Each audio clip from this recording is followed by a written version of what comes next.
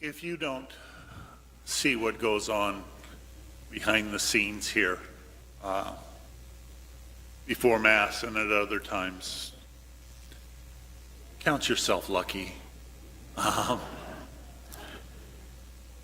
And it seems that things are a bit more hectic before Mass when I'm celebrating the Mass than when Father Len is. Because he's been here so much longer. And he's the pastor. You don't believe that? Just ask him. He'll tell you. He's the pastor. And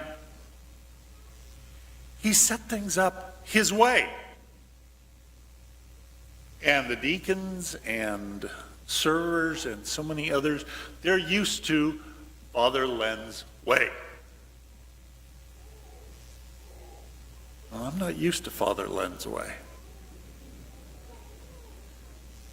I've been at this longer than Father Len has, so yes, he's the pastor, but so it's frantic and it's hectic sometimes before Mass, like it was today, because I've never really learned Father Len's way.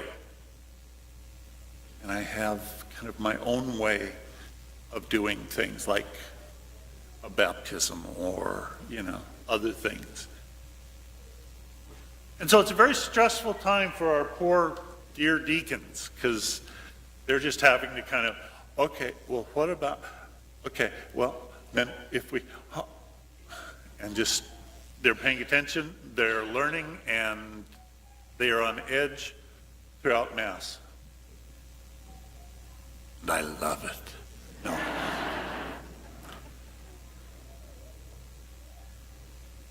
We all feel much more comfortable when things are predictable, when we know what to expect. In fact, when we don't know, we do all that we can to try and find out.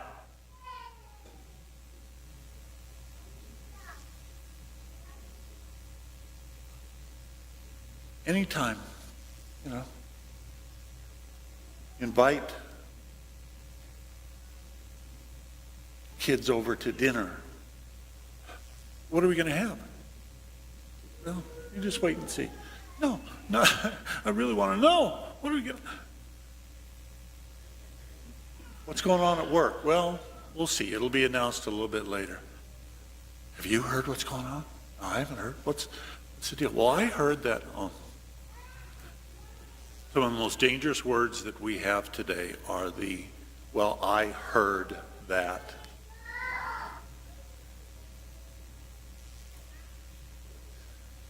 We begin our ordinary time today,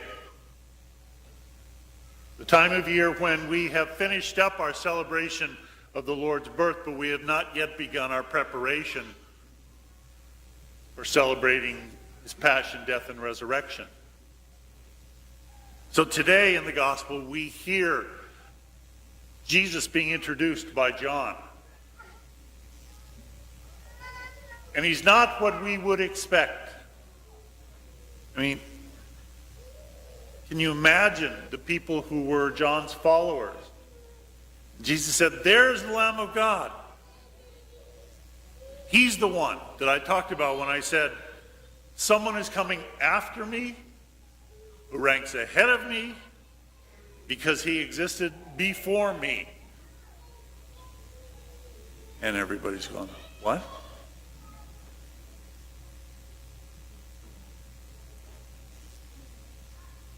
And then John testifies to the fact that the voice of God came to him.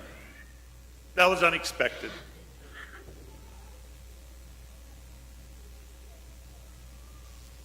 This whole thing of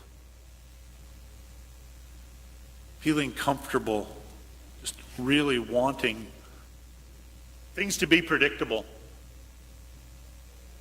How much does that fit in with our prayer lives? How much have we learned to see God as hopefully being someone who is predictable? I pray to God so that I will get whatever. I pray to God so that he will do fill in the blank. He will take care of whatever. That's why I pray. And that's what I expect of God. Well,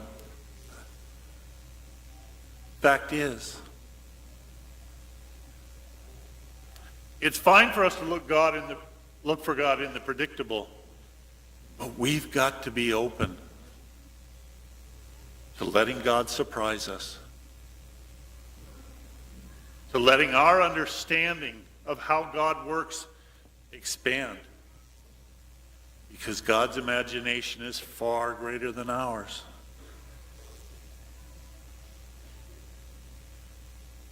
This is called the voice of God. The voice of God is recognized both in whispers and in soft tones, even as it is recognized in thunder and in storm. The voice of God is recognized whenever one sees life, joy, health, color, and humor, even as it is recognized whenever one sees dying, suffering, constrictive poverty, and a beaten down spirit. The voice of God is recognized in what calls us to what's higher, sets us apart, and invites us to holiness, even as it is recognized in what calls us to humility, submergence into humanity, and in that which refuses to degrade our humanity. The voice of God is recognized in what appears in our lives as foreign, as other, as stranger, even as it is recognized in the voice that beckons us home. The voice of God is the one that most challenges and stretches us, even as it is the only voice that ultimately soothes and comforts us. The voice of God enters our lives as the greatest of all powers, even as it forever lies in vulnerability, like a helpless baby in the straw. The voice of God is always heard in a privileged way in the poor, even as it beckons us through the voice of the artist and the intellectual. The voice of God always invites us to live beyond all fear, even as it inspires holy fear.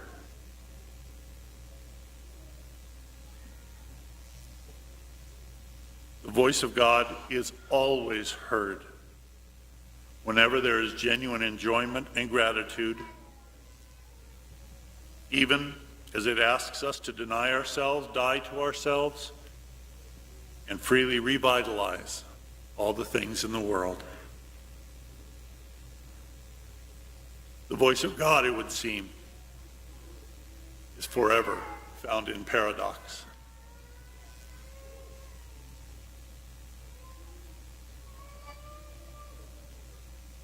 Lord, I want everything just a nice, neat package. No surprises, no changes. Just let me comfortably, peacefully live my life. And God says to us, better listen again.